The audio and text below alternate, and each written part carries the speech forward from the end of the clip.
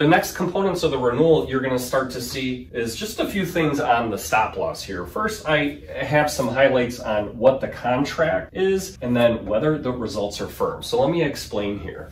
These two numbers here, it says 1212, actually indicates what claims the stop loss carrier is going to cover. And then this TLO is called terminal liability. This provides the employer some protection in the event they decide to go back fully insured. And an employer this size may decide at some point that they want to go back fully insured. So we leave that protection in there. But these are some key questions to ask your broker as you are reviewing your self-funded proposal. What are the terms? Do you have protection if you terminate and go back fully insured? Do you need it? And then as you're reviewing a self-funded proposal, is the stop loss quote firm or not? This is huge because what stop loss carriers will typically do is they will release an initial quote that is not firm, meaning their underwriting department has not reviewed all the specific case management notes. They get that information, then they review it, and that is when they are potentially lasering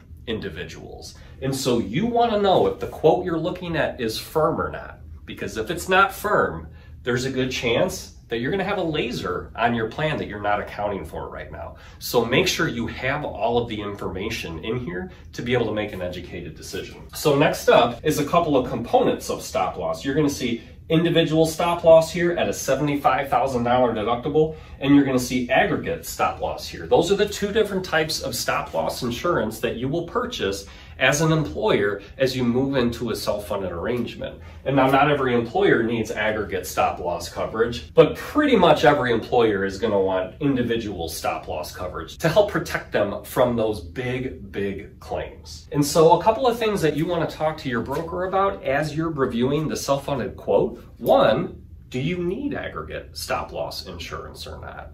At some point, it becomes just an added expense. Now granted, this is a pretty low cost item, but an employer that's 500 employees, they don't need aggregate stop loss insurance. An employer that's 93 employees might want to buy aggregate stop loss insurance to protect them against a worst case scenario. The other question to talk to your broker about is the stop loss deductible amount. That amount, which is basically the threshold at where the stop loss carrier will reimburse the employer, is super important. The higher that deductible, the lower the premium, but also the higher risk the employer takes on. So what is an appropriate size deductible for an employer that has 93 lives or 200 or 400 lives?